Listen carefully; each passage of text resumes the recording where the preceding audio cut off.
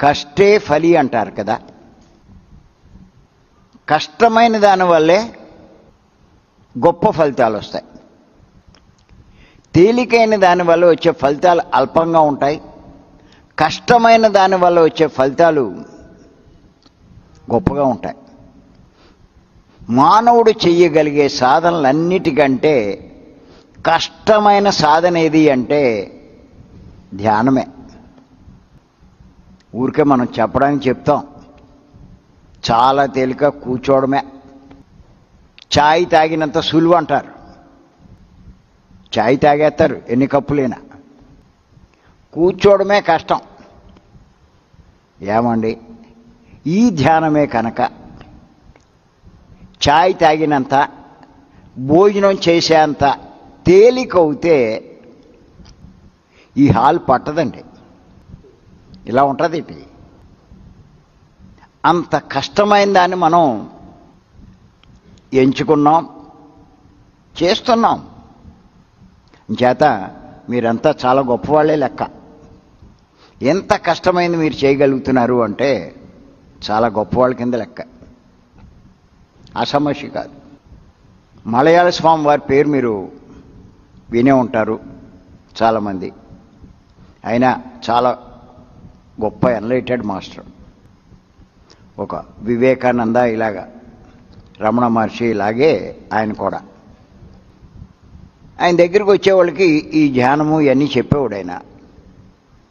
ఆ శిష్యులు ఏమనేవారంటే, ఏమండి ఆ బయట అలా పనులు చేసుకుంటున్నారు, ఈ పనులు చేసుకుంటున్నారు, ఇలా చూస్తే చాలామంది ఉంది, వాళ్ళందరినీ తీసుకొచ్చి చేయించవచ్చు కదా అని. మీకు కూడా అలాగే అనిపిస్తుంది. ఆ బయట వాళ్ళందరినీ తీసుకొచ్చి ఇక్కడ కూర్చోబెడితే బాగా కూర్చుంటారని. అప్పుడు ఆయన చెప్పాడు, ఒరే నాయనా, మీరు పని చేయండి, బయట ఎంతోమంది పని చేసుకుంటున్నారు, వాళ్ళందరికీ రోజు జీతం ఇచ్చేసి ఆ రోజు ఎంత ఉంటే అంత తీసుకురండి. వాళ్ళు ఏం చేయక్కర్లేదు, కష్టపడక్కర్లేదు, చెమటోడ్చక్కర్లేదు, పని చేయక్కర్లా, వచ్చి హాయిగా కూర్చుని కళ్ళు మూసుకోవడమే, ఇంకేం లేదు. ఓ 10 మందినో 15 మందినో పిలుచుకొచ్చాడు వాళ్ళు. ఇలాగే చెప్పి, ఒరే నాయనా మీకు ఎందుకురే కష్టం అంతా, మీరేం కష్టపడకుండా జీతం ఇచ్చేస్తాం, భోజనం కూడా పెడతాం రమ్మన్నారంట. వాళ్ళు అనుకున్నారు కష్టపడకుండా కూర్చోబెట్టి డబ్బులు ఇస్తూ ఉంటే ఏముంది, భలేగా ఉంది అనుకున్నారు వాళ్ళు. వచ్చారంట వాళ్ళు, కూర్చోబెట్టి కళ్ళు మూయమన్నారంట. వాళ్ళు కళ్ళు మూసేసరికే 5 నిమిషాలు కూడా ఉండలేకపోయారంట. నరకం. ఆ డబ్బుల కోసం ఓ 10 నిమిషాలు ఓపిక పట్టాడు, పావు గంట ఓపిక పట్టాడు. ఎంతసేపు ఓపిక పడతాడు? ఇంకా వాళ్ళ తరం కాల. కళ్ళు తెరిచి వాళ్ళ దగ్గరకు వచ్చి, స్వామి మీకు దండం, కావాలంటే మీకే మేము ఆ డబ్బులు ఇస్తాం, మమ్మల్కి మటుకు ఈ పని చేయించకండి అన్నాడు.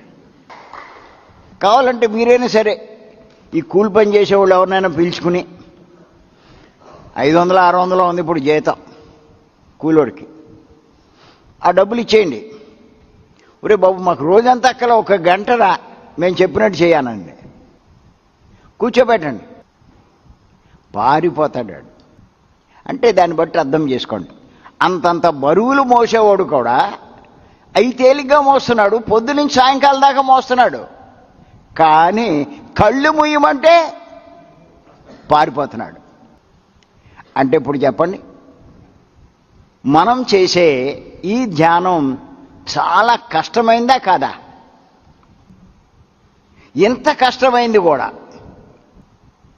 మీరు లెక్క లేకుండా వస్తున్నారు అంటే అర్థం ఏంటంటే ఈ కష్టమైన దాన్ని ఇష్టంగా చేసుకున్నారు మీరు. అంచేత మీరు లెక్క చేయకుండా వస్తున్నారు మీరు.